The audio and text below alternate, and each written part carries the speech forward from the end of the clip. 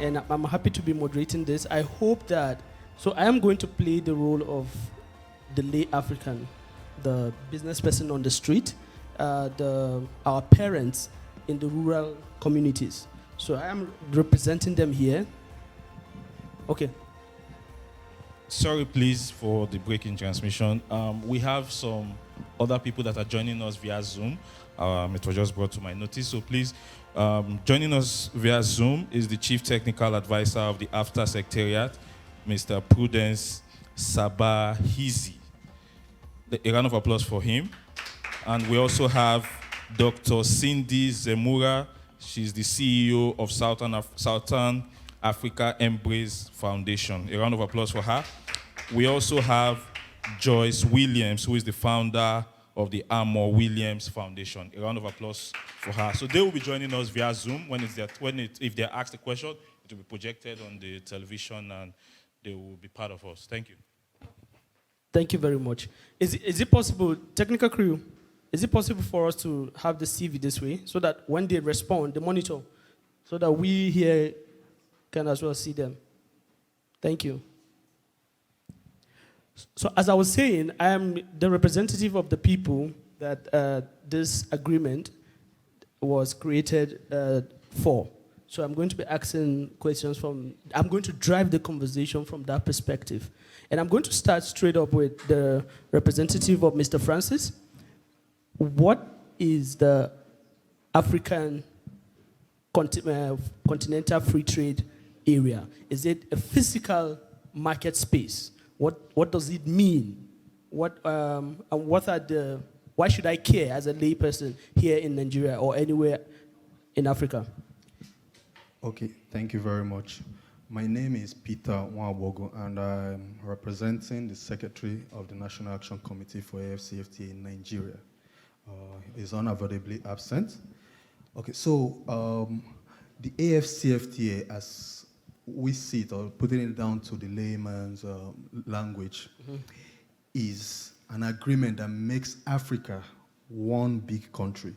So like you have Nigeria with 36 states and the capital, having Africa as one big country, taking away various barriers, trade barriers and non-trade barriers, and making it seamless for you and I to move from one point to another, to move our goods, to move our services from one point to another with little or no limitations. So there are barriers around policies, immigration barriers, limitations people face when they get into certain locations. Even getting a visa to a particular country is a limiting factor. You know, this agreement tries to addresses this issue. It doesn't try. It addresses these limitations and makes it seamless for you and I to move from Nigeria to any part of Africa, do business, return to base, and even live there if we wish. Of course, the rules of those locations would apply, but then there are certainties that cut across that can be eliminated and have been eliminated. We have a 1.3 billion population. Nigeria happens to be the biggest, accounting for over 16% of that population.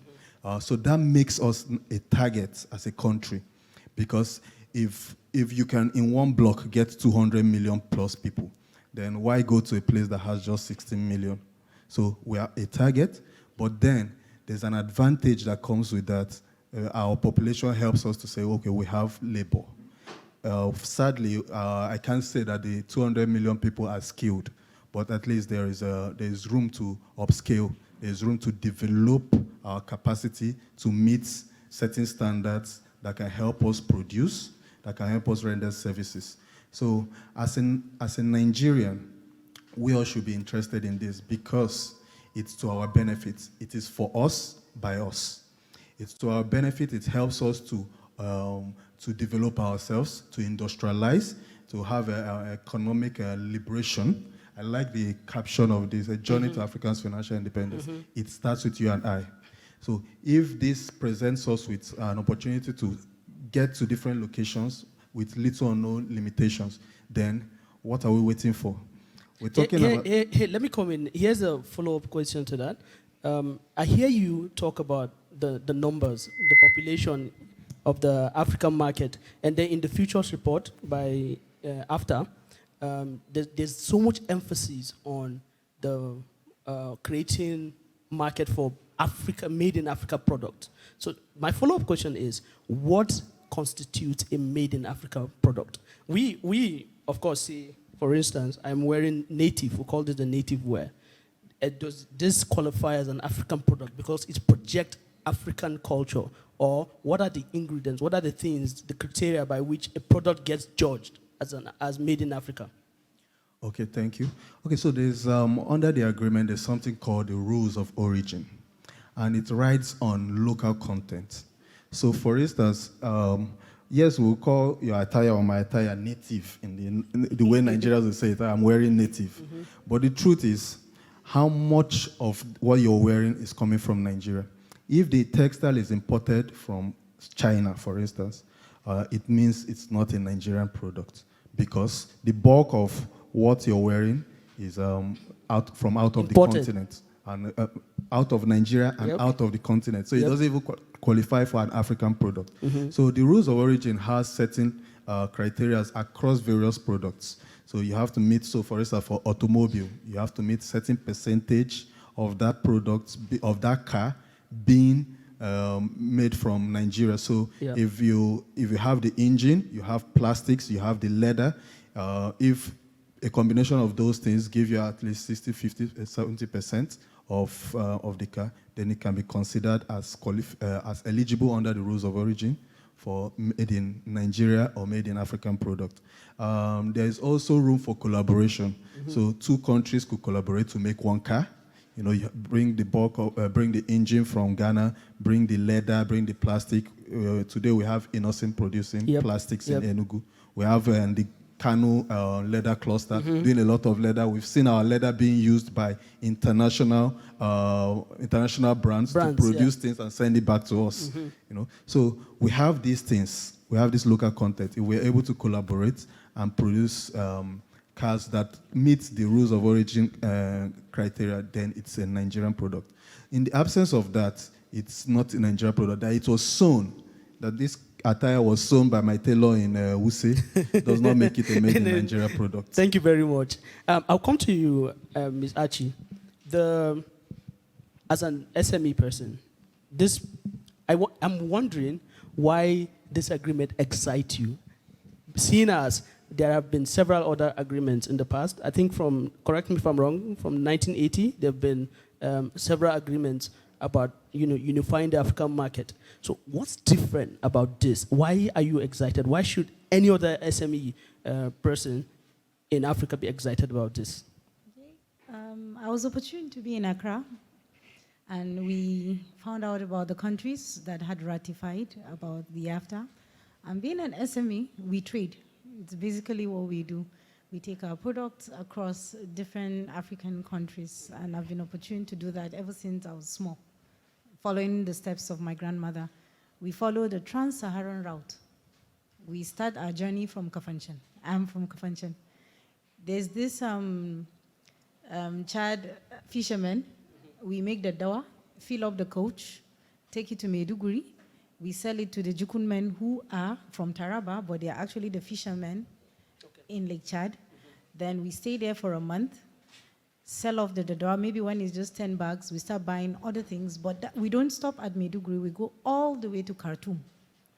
And then as we're coming back with different products from these countries. And then we get harassed by Bedouins, Tuaregs, and all that. And sometimes you enter some countries that don't speak your language. For instance, you speak Arabic, you speak English, they respond in Arabic. And when I say you have to respond in Arabic, I mean money. Monetarily.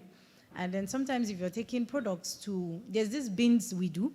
We take up beans or onions from Damaturu, take it all the way, because if it goes out of Nigeria, it's not accepted in the Western world. But if we take it to Burkina Faso, it goes out as made in Burkina Faso, is accepted all the way to France. Why is that? I don't know. Okay. But it has been a business, and we have been thriving on it. So now, after is here, And we don't want after to just be something that is put on paper. We want it when I get to the borders and someone is overcharging me with tax, I'll tell him no. I would come up with a document showing him I am African, and then like he talked about rules of engagement, I do ginger too. I pick up my ginger from Nigeria, take it to Sar. It's a place in Chad. That's where we blend it and then take it to all the way to Tangier, but it doesn't go out as made in Nigeria. So when he was talking about rules of origin, the product is from Kafajan, but it's going out as made in Chad. And I keep asking, why?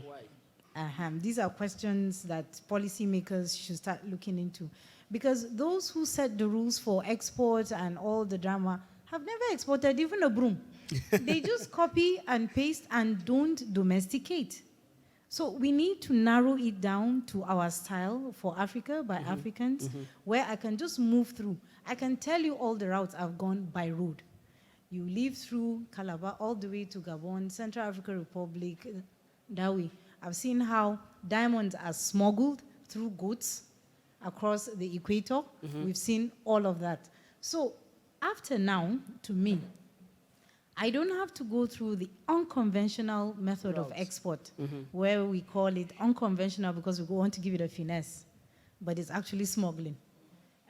We don't want to do that. And then we want to go to the countries legally, step in with the after ratification and agreement and everything. This product is 100% made in Nigeria, or even if I'm going to liaise with other countries, but it's all within Africa. My product, for instance, is ginger oil. We use the zero waste model in processing ginger.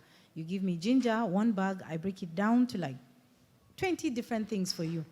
But when we move to another country, they tell you that this packaging is not up to their standard. And then we have to start facing China or maybe Istanbul or Germany for the so-called standardized packaging materials that would not alter the quality of the product.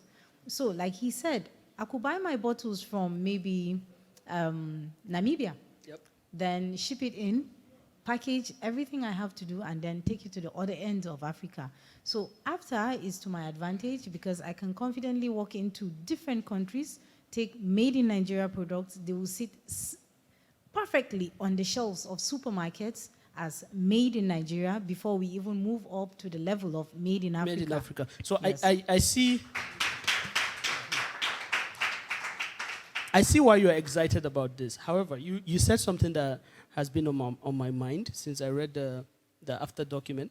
The issue of insecurity, the language barrier, and then the legal framework between these countries. Like, I wonder, and I would, after you, we'll go to Zoom, and so that I can hear a response to that from the chief advisor to after. I wonder the level of G2G cooperation in Africa, government to government in Africa. What the level of the business that they do. But for you now, we'll get to that. But for you, I want you you're talking to policymakers, right? From the perspective of the person that the policy is made for, how would you suggest that these things are taken care of so that we take preemptive measures so that you don't go and get stuck or start speaking Arabic, in quote? Yes. Let me give an instance from Niger Republic. I have been pounding on this issue of certifications. You go to Niger Republic, nobody understands what NAFDAC is, and they don't care. You take your product, it's fully certified by NAFDAC, they still tell you no. I have someone who is from Chad who collects my oil without my labeling, because our certification here is not recognized in their country. But recently, my facility got certified by the FDA. If I take it, they accept it. Why? Why do we Africans have to wait for FDA to accept, and NAFDAC is not recognized in Niger Republic? It's sickening. And if I take it to Niger Republic without labeling, Chad to be specific, now the product is going out as, I don't know where it's coming from. He is the sole owner and all that, but he keeps coming back because it's selling. And at my point, as an SME, I need the money. I wouldn't be forcing him to buy products that the certification is not recognized in their country. So if we can just start from West Africa, the Africa is so big. Can West African countries, let's just even use the ECOWAS region. Yes. ECOWAS and a little bit of Central Africa, just agree with one certification, give it a standard. Is it ISO 22000 or whatever they call it? Give it an ECOWAS name, maybe ECO this, so that the products will comfortably move. We're looking at processing, adding value to products, not exporting raw materials. That's the only way we create jobs and make money. If you give me ginger, I carry like, okay, a 20-foot container will take like 625 bags. I take it to Apapa, push it out to God knows where it's going to, because I would always speak about ginger because that's what I know. Yep. All of our ginger leaves this country into the hands of two people, either the Chinese or the Indians.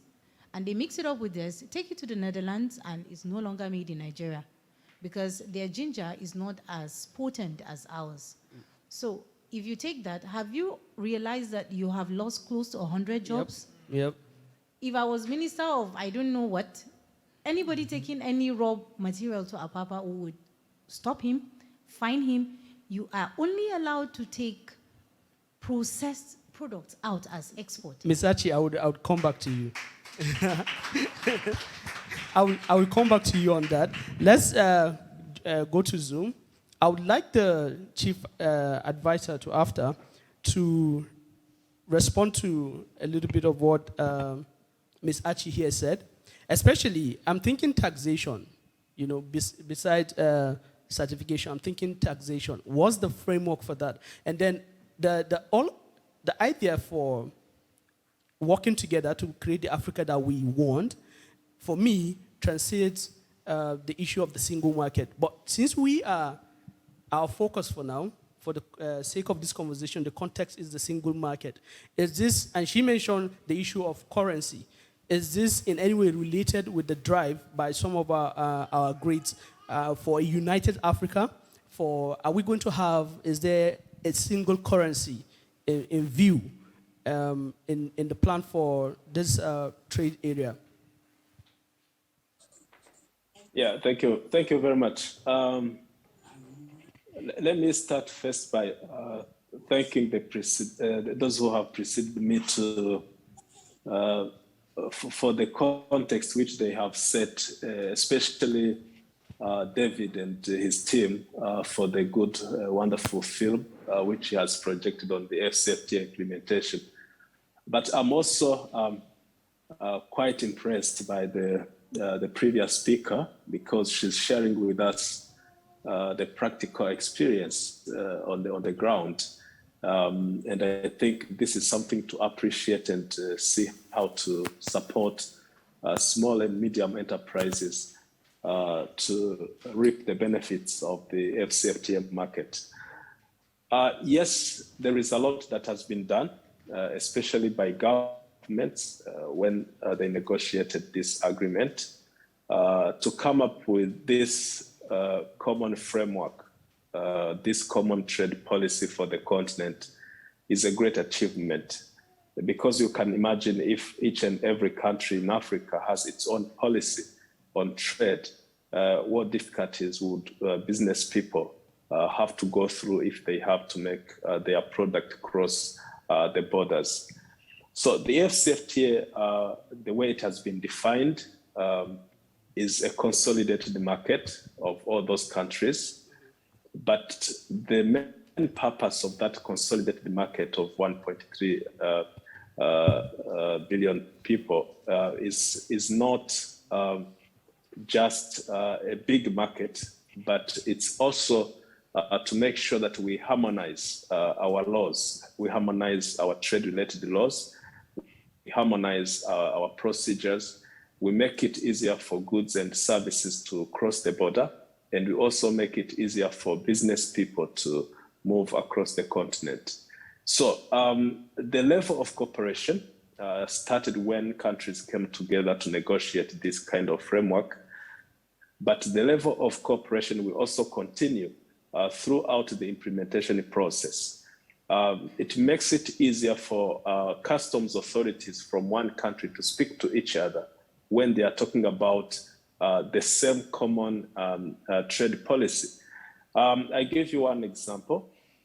When it comes to what we call non-tariff barriers, there is a continental framework on elimination and monitoring of non-tariff barriers. And that framework gives room for every business person to interact directly with the government officials by either using SMS or using a web page where they can report instantly whatever challenge they face along the road of their business. And this has only come to life within the FCFTA framework. So let me touch on your question related to the currency. Currently, Africa as a whole, we are experiencing a fragmentation of national currencies where we have more than 42 national currencies.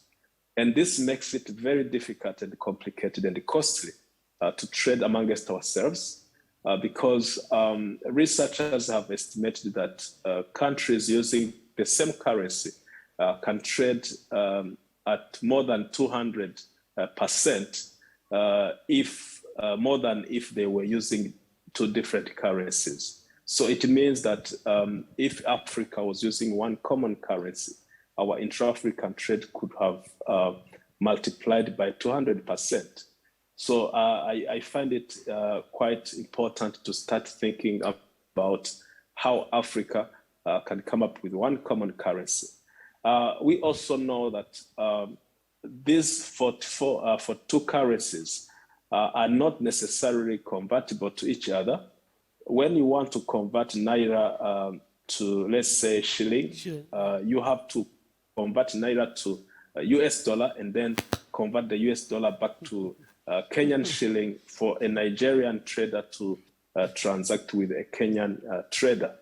This cost of transaction, this cost of converting our currencies to each other has made Africa lose more than $5 billion every year.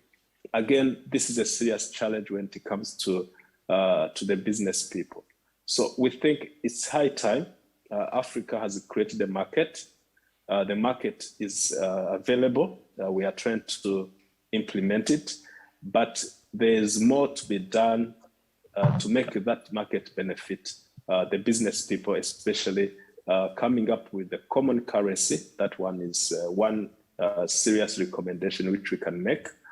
The other serious recommendation is about what is the role of the private sector to operationalize this market. I think Africa should now start producing. We shouldn't see Africa as consumers of products from outside Africa. We should start thinking of how can Africans produce for African market. We should start thinking of how can African consumers consume our African products, our products made in Africa. I think those are the key recommendations which we can make to ensure that the FCFTA implementation is successful. Okay. Thank you very much, Chief Advisor. But before you go, before I go to... over to you. Thank you very much. Before you go, before I go to Dr. Cindy from South Africa, I would like to bring up the issues, just like I asked Ms. Achi here. One of the problems that we've seen so far with intra-trade in Africa is the issue of some national conflicts, if you like. For instance, the xenophobia, the recurring xenophobia in South Africa, and then the trade war, the cold trade war between Nigeria and Ghana. You know, the demolition of shops and closure of businesses owned by Nigerians in Ghana. How does, after intend to resolve this issue? Because if we are going to be realistic, there's not going to be a single market when we've not resolved these underlying issues. Is there a plan in view to prevent these things from happening? And also, is there a resolution infrastructure put in place? I think the root cause of that that we see across African countries is unemployment. It's not that people don't like each other. That is another problem that we can again address through another program of building Africa's identity. But for me, I think the root cause of all those conflicts is poverty, is unemployment. So the way FCFTA can contribute to peace for the continent is by creating jobs, is by boosting our economies, and that is the promise of the FCFTA. We are aware that FCFTA will be able to lift about 100 million people out of poverty. And if you are not suffering from poverty, there is no way you are going to be in a conflict with your neighbor. So for me, I think the best contribution of the AFCFTA is to boost our economies, is to give employment to our unemployed people, is to take our population out of poverty. That's number one. There is not much conflict that is going to arise between countries, because now it is high time that African countries will be complementing each other, where in our effort to develop regional and continental value chains, a Nigerian producer will need South African raw materials for them to produce a product that will qualify for the FCFTA market. Today, two countries might see each other in competition because all of them are consuming products from outside, and most of the time they are even fighting to get a market share on other outside Africa countries, and that market share will be a market for raw materials for unprocessed products. And then their population internally remains unemployed. And now what Ms. Achi has said was very important, that if she was a policymaker, she wouldn't even allow anyone to export raw materials before it is processed, because that will be exporting jobs, that will be actually contributing to unemployment. And that is correct. I do agree with her 200%. I think the time FCFTA starts showing the importance of processing our raw materials, the importance of our own mutual economic dependence, then the conflict will cease to exist among African countries, because we would all be having the same interest. So that's how we see it. And we all know that if we trade, we actually minimize the conflict across the borders. Okay, thank you very much for that beautiful response. I would like Dr. Cindy. Dr. Cindy, if you're ready, I would like to... Blaze, are we good? Okay, before we get Dr. Cindy back on, I would... I'll speak with Ms. Saratu. I got your name right? Okay. So, taking... Okay. Thank you. Taking into consideration what's happening in Nigeria, which we could easily, replicate, just assume correctly that there are pockets of the same problems across the African continent. What do you think how do you think that AFTA is going to change or impact the future of the younger generation to come? First, we have a very high level of illiteracy. Then we have, a lot of out of school kids. We have, she mentioned the issue of poverty. I think he did too, the issue of poverty. How will after change all of this? How would after impact?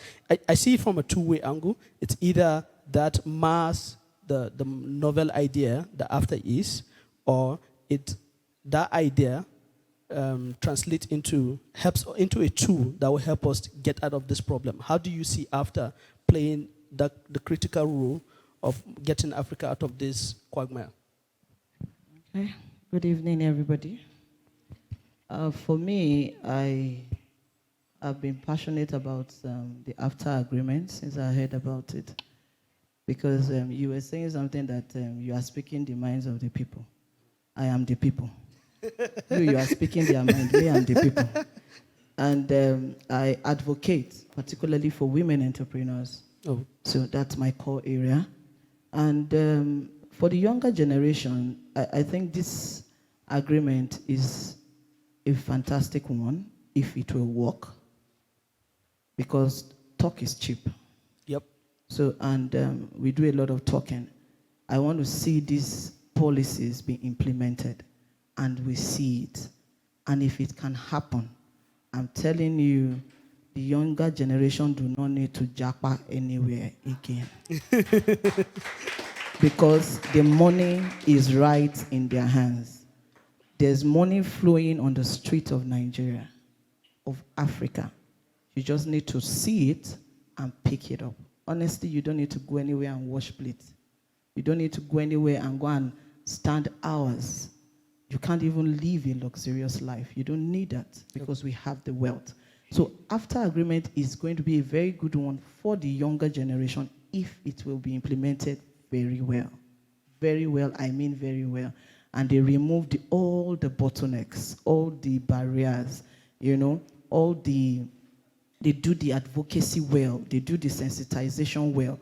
Because I've heard in like one or two places that they are saying that maybe SMEs might not really be able to key into the after policy agreement very well because of funding, you understand? So they are looking at a way whereby, okay, let the big leagues, it will really benefit the big leagues more, and then the SME will now be working under the big leagues, And I was telling David which day when we saw, I was telling him, I said, David, me, I don't agree with that thing. Reason is because we are just feeding them despite the fact that they are already satisfied. So a child is full and you are still giving the child more food because you believe that is in the big league. And because you believe the SMEs cannot fund themselves. So rather than tell us that, okay, let's be under the big league in quotes, why don't you empower us to join them? That is the Africa we want to see for the younger generation. That is the Africa we want after to solve for us, for the younger generation. Because by that, the money will not be on the same circle. It will not be the same people. It will go further. By the time the SMEs are able to access the funding that they need to play in that league. My sister here was talking about production. It's not easy. It's not easy. Come as you want to set up a mill. Do you know what it will cost for you to do that? You understand? So the fundings are not available.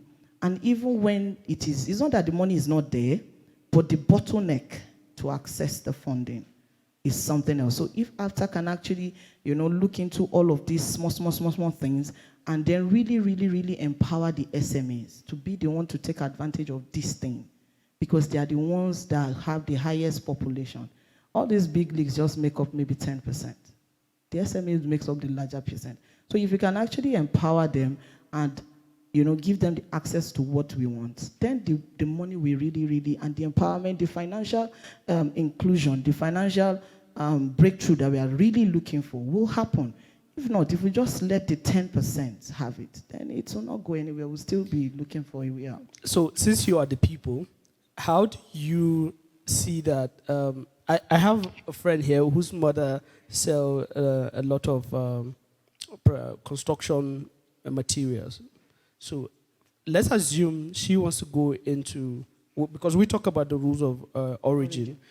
She wants to go into producing most of these things here, and you talked about the cost of setting up a mill, for instance.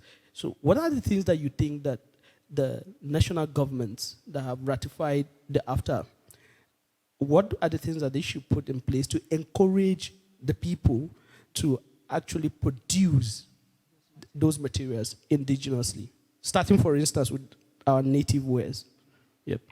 I think what the government can do is, because anywhere you go to now, okay, you need like 100 million to start the mill.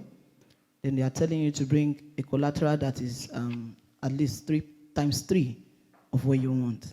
For me, I feel the government needs to believe more in the SME, and they must be ready to take some risk along with the financial sectors. See, there's something that I said that nothing ventured, nothing gained. So believe in the SMEs. Reduce the collateral base. In fact, for me, I will recommend that use the setup as the collateral. That means I want to set up a mill. All the machines, let it be in the name of the financier, the location. Let the assets be the collateral. That's what they can do. And that is the best way and the easy way out. Thank you very much. Technical crew, do we have Dr. Cindy now? Okay. Hello, Dr. Cindy. So quickly, we want to take stock of what's happening in South Africa, because we have the AFTA Secretariat in Nigeria represented here. So what's going on with the implementation, or rather the awareness? Because one of the things that the AFTA document emphasizes on is the need to creatively spread the message of what this agreement aims to achieve. So what is the situation in South Africa? Do you think that is AFTA doing a really good job, spreading the word? Do you feel, again, that given your ecosystem, the South African ecosystem, how is AFTA going to change things? Is AFTA really a game player? Thank you, moderator. Good afternoon. Good evening, everyone. I hope you can all hear me. Yes, we can hear you. It's been a pleasure listening to all the discussions and the points that have been shared before. And I must say, it's been a learning experience for me. Hearing from my sister, who is a trader in ginger, and everything that she has to go through, hearing from Mr. Prudence at the Secretariat, and also hearing from the other speakers. And then my sister, who touched on being an advocate for women and youth, and how this agreement is really going to be that fuel to propel young people into the forefront of socio-economic empowerment. Now, I am of course background South African, but I'm based in the diaspora. So I've really been trying to learn and watch from the sidelines as to how is this agreement being communicated beyond the borders of Accra, Ghana, West Africa, ECOWAS region, into other parts of the continent. More so interestingly, the diaspora, because there's about 34 million of us African descendants who live outside of Africa, and we are very much interested in this agreement to see how we can too take part in ensuring that we bring about the change to create this one common market by Africans for Africans to the world. In terms of South Africa, I think at this point, yes, information has been coming out slowly but surely. I've had a chance to spend some time back and forth from Toronto, Canada to Ghana, just out of personal interest, because I am an advocate and I do a lot of work within my foundation. We work in 7 countries in Southern Africa, and we work with over 1,000 farmers in Malawi, and we work with over 400 women that are in trade across South Africa and Zimbabwe. So it was out of interest for me to plug myself into understanding how this agreement is really being communicated to other parts of the continent.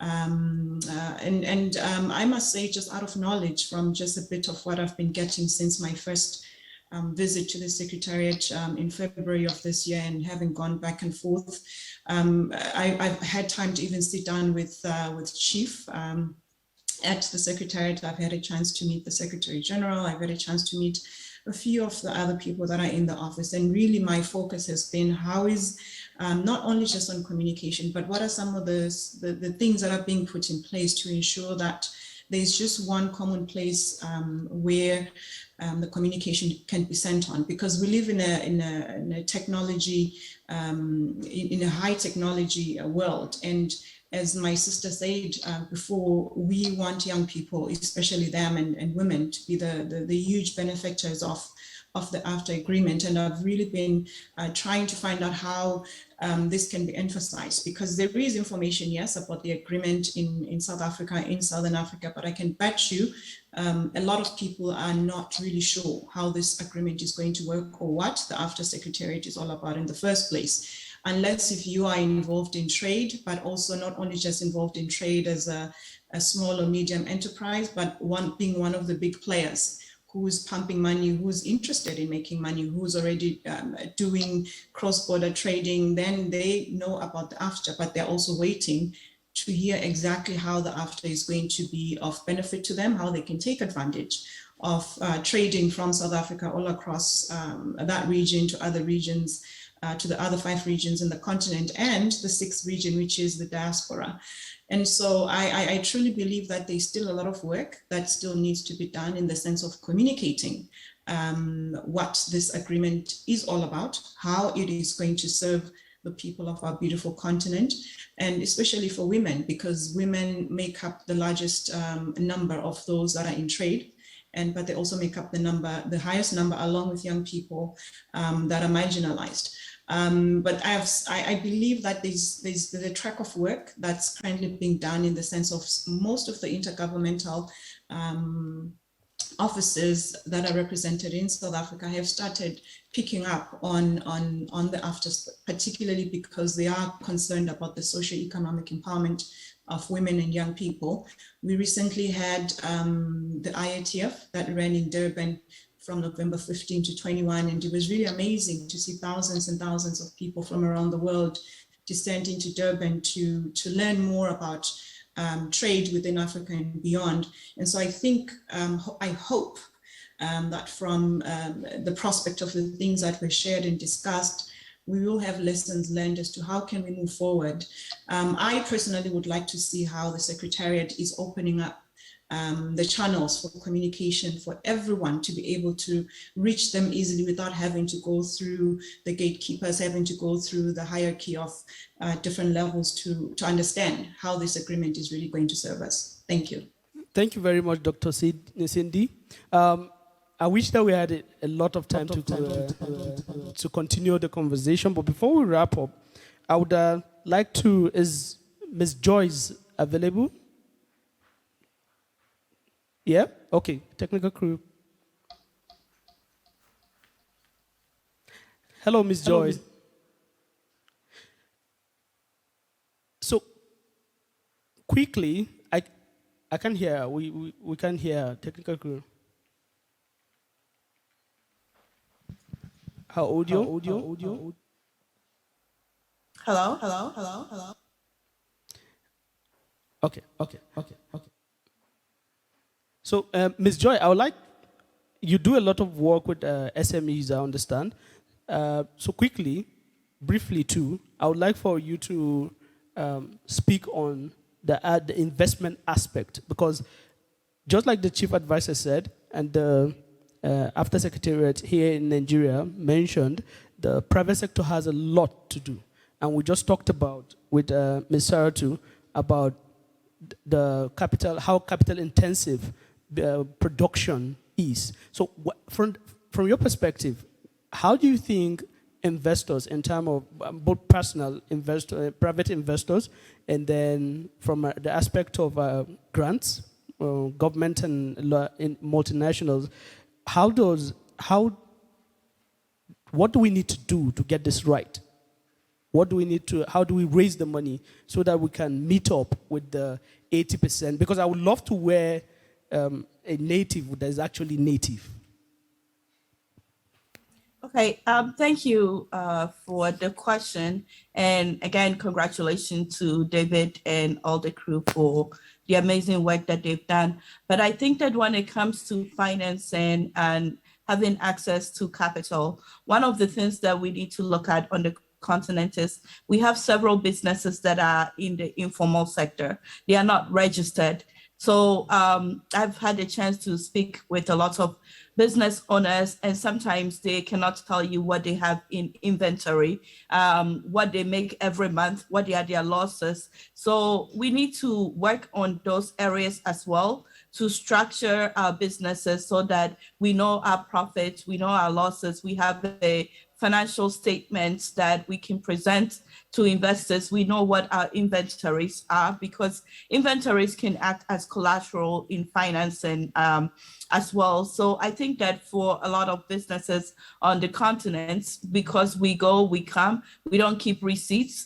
Sometimes just the way that payments and other things work, we don't, but we need to take advantage of modern technology and begin to process some of those things at a very lower cost.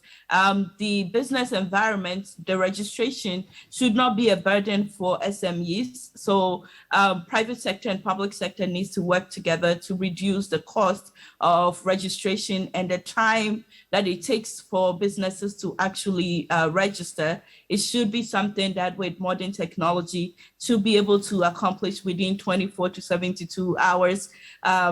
Register your business, have a certificate, and then also the banking sector needs to work with the SMEs. If we are looking at the Africa we want, we have to understand the business environment and how best that we will be able to provide services. So the banking sector needs to also develop products that will meet the needs of the SMEs. So they will begin to bank, and in banking, you're able to see your deposits, you're able to see what you are taking out. And even in keeping cash, you need to have records of the cash that you are keeping as well. So I think that those are the factors that when it comes to SMEs on the continent, being able to get investors, being able to access finance, those are some of the first initial things that we need to address. And I think that we look at outside fundings and put a lot of emphasis on that. But like the previous speaker said, there's a lot of money on the continent, and we need to be able to monetize some of the resources that we have as a way of providing financing for SMEs instead of having to go across and trying to source financing under conditions that are really impossible for a lot of SMEs on the continent to meet. So. Thank you very much for that insightful comment. Personal story, we lost over, David will remember this, we lost over 100 million naira investment opportunity because we weren't keeping the books right, and we lost that. So what she just said is very, very important. We learned it the hard way, and I hope that you have a similar experience. And I hope that, going forward, a lot of us will remember that documentation, keep your books properly. I am very excited about this conversation. I have so many questions to ask the After Secretariat in Nigeria. Unfortunately, we do not have time on our side, but I'm happy that, and this is what I would love for all of you to take note. We are having these conversations in badges. We're going to Cote d'Ivoire, we're going to Ghana, we're going to other countries as well. So it's a continuous conversation, and hopefully you get to follow us just like the plenty people who are following us online. And after Secretariat in Nigeria and the chief advisor, I would say that after the Secretariat should hold David very, very well. He has done something very significant. I was reading, one of the things I had intended for us to talk about was the dissemination of this information.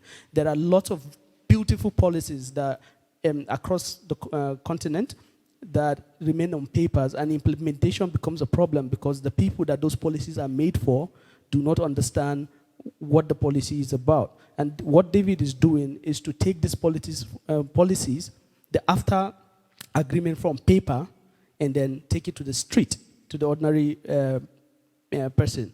So thank you very much, David, for taking this, for doing this for being the Father Christmas to after. Thank you all. Thank you to the panelists, and thank you all for listening to us. But before we go, I know our time is up. I would like a comment from the audience. Anyone wants to add anything or? Okay, gentlemen. Wait. Is your shoe made in Africa? Sorry, please, before you make your comment, let's just know how many people are making comments so we'll just know the people we are. Okay, 1, 2, 3, 4 question. Okay, so let's start. Good evening, everybody. My name is Maurice Ebam Esquire. I'm a very passionate Pan-Africanist. I'm an advocate of African Agenda 2063. For that's where I got to align with David. It's an inspiration. But for me, I get involved through Pan-Africanism or through African Agenda 2063, through politics and leadership. I happen to be the national leader of a political party, ADC, an interim chairman of the team political party. For me, some weeks ago I was in Ghana and I realized that Pan-Africanism is nothing close to Nigeria. We lack it enough. We lack it and we don't see that energy. And for the after is supposed to be for the people. But it looks as if it's an elite thing. It looks elitist. They see a disconnect. There's a disconnect between what should be for the people and by the people. And it's not looking like an elite thing, and it's not supposed to be so. So kudos to David for doing this, an inspiration to us all. And I say it's a collective responsibility. From Nigeria to Liberia, some days ago I was speaking to youth from Liberia in the program, and they're advocating for African Agenda 2063. I felt so passionate that Nigeria, that is the giant of Africa, the most populous black nation that should be leading the way, is lacking behind. I blame Tafa Balewa, Obafemi Awolowo, and Nnamdi Azikiwe, because when their peers in Ghana, like Kwame Nkrumah, were pushing the Pan-African ideology, they were about sectionalism and playing petty politics. That's why we are where we are right now.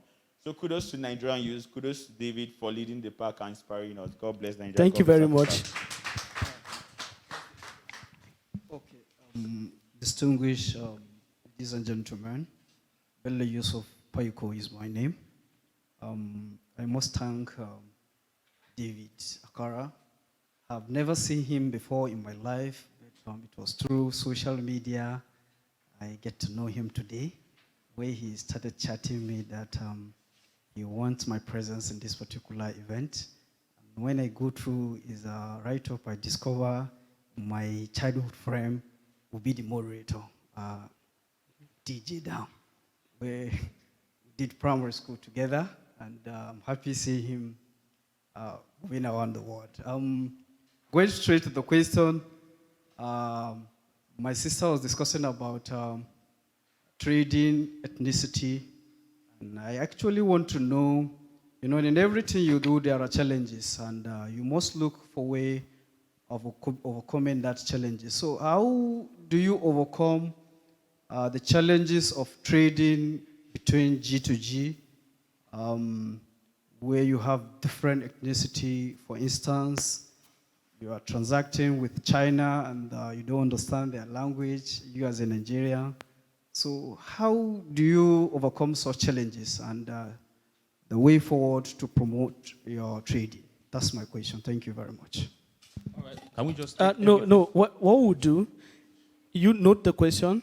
When we're done, you answer him one-on-one so that we save time. Good to see you too. Hello, my name is Isadan Azumi, the national chairman of Group of People with Voters Card. My question goes straight to the doctor. What she said about the issue of setting a factory. I believe it's dependent on the artisan in this country. That is the technicians. We have what you call 3316 boiler. We have clamps. We have 2S siphon. It's name of machines. It's going to even benefit my sister here from my state.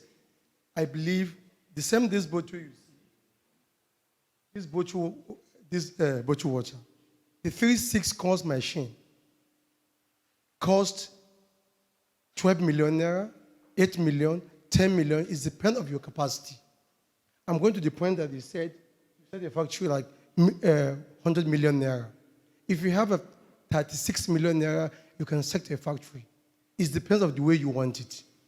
Now with the technicians now, if somebody give you a bill, something that's going to cost you 30,000 naira, he will tell you 150,000 naira. That is corruption for we the Nigerians, we the artisans.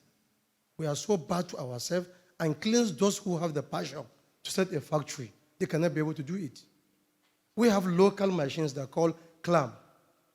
Anything that this machine can do to produce bottled water, that local machine can also do.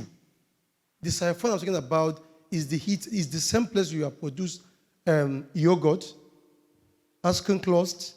It can also produce a zobo drink or a ginger drink. So you, over to you. When I set a factory, call me. I believe you're getting a cheaper rate. Thank you very much. I think that, yeah, I think that by the time we're done, David would send you an invoice. You use this platform to market yourself. Good evening, everyone. My name is Williams. I'm a filmmaker and also work with the 700 Club Nigeria. My question goes to the Chief Technical Advisor. Sir, if you're listening. Hold on. Technical crew, do we have him? All right, go ahead. All right. You talked about Africa having one currency. That's a good idea. However, for me, don't you think it's a long time goal? Can there be a possible way we can have an we can have something, a plan before the long time goal for this? And why for Mrs. Archie? Do you think, don't you think the policy, most especially, is the handicap of being a progress in this country? What's your suggestion to that? Then the third person, Mrs. Josie Williams, I guess. Yep. Yeah, starting up a business on loan for profit or self-ambition by the government or institutes. Do you think it's a right thing to do for an upcoming entrepreneur, knowing full well that we are in a recession period? Thank you. Okay, so here's what we're going to do. My timekeeper here is no longer smiling.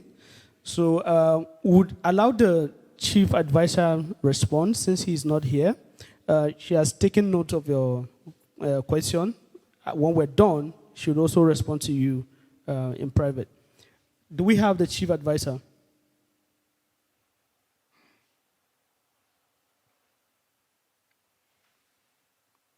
Timekeeper. His name is Blaze. He's the one taking your time now, not me. He's not connecting us on time.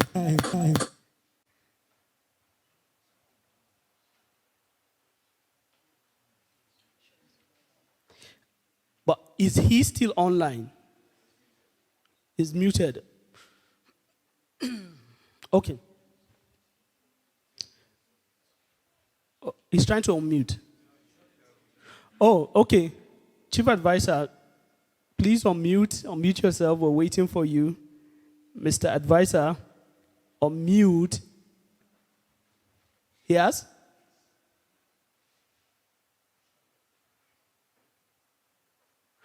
Okay, we'll move on. Sorry.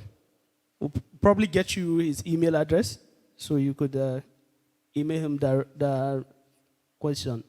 So since this is an after event, and I was hoping the chief advisor's comment would be our last, but since this is an after event, I would like the representative of the After Secretariat in Nigeria here to give us the last comment, and immediately he finishes, we leave here. We proceed to the next session. I won't be speaking again. Thank you very much. Thank you for your time.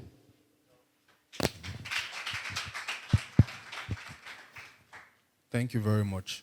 Okay, so to wrap up, this event is for SMEs, and to wrap up, I'll just give a bit of advice to SMEs in Nigeria. Collaboration is key.